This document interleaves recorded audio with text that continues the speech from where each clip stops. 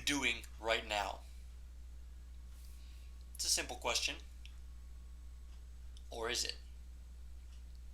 You could have a lot of answers. You could be listening. You could be sitting. You could be getting distracted. You could be thinking about what's for lunch. You could be picking your teeth or combing your hair or clipping your toenails or tuning your ukulele for all I know. I can't see you. However, there's one thing I can guess you're doing right now, and I'm almost certain I would be correct. I'm doing it too. Breathing. Something we all do. Every day. All day. You might not think about it all that often. I know I don't. The fact is, we should probably be thinking about it a lot more. What I'm about to explain is relevant to every one of us because it has to do with something too many of us do all the time that can negatively affect our mood. It can lead to various health problems, and it can even shorten our lifespan. I'm talking about quick, shallow breathing. I've been hearing about different breathing habits, methods, different benefits and problems from all sorts of sources, from doctors and medical professionals all the way down to Nepalese mountain gurus. I looked into it.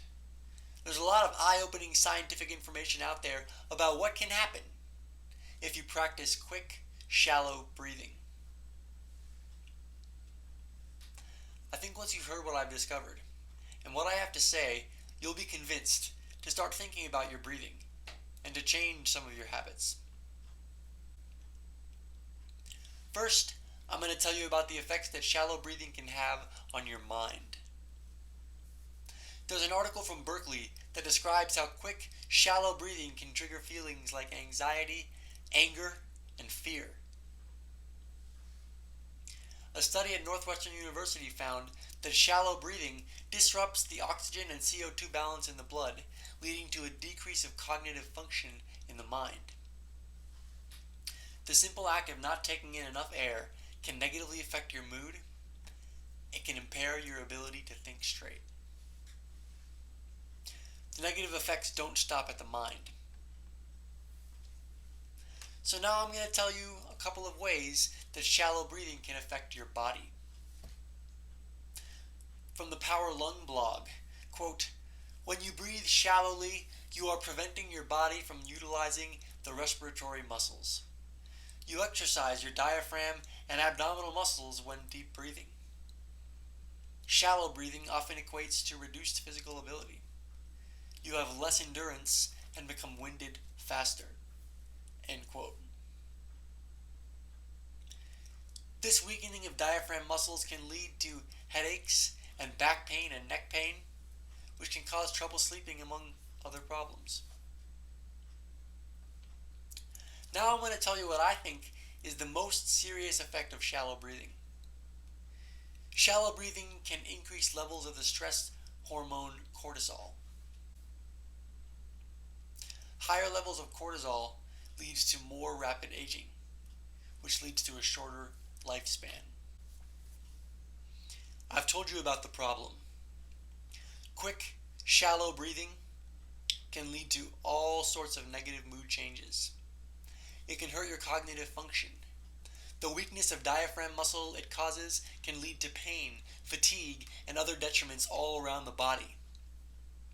It can increase your cortisol levels, which can lead to a shortened lifespan. At this point, you've probably already thought of a solution. You might have started paying attention to your breathing the minute I mentioned it. Throughout this entire video, you might have been taking deep, slow breaths. That's a good start, but the solution has to be bigger than taking a breath right now while I'm talking to you about it. If you want to bolster your positive moods, if you want to promote good health throughout your body, if you want to expand your lifetime, you've got to form a habit of slow, deep, intentional breathing. The internet could be a perfect tool for this. You could look up videos about the Wim Hof method. You could look up Tumo, a breathing practice of Nepalese mountain men. You could sign up for a pranayama class or a Tai Chi class. You could do simpler things like every time you hear a door close, you close your eyes and take 10 deep breaths.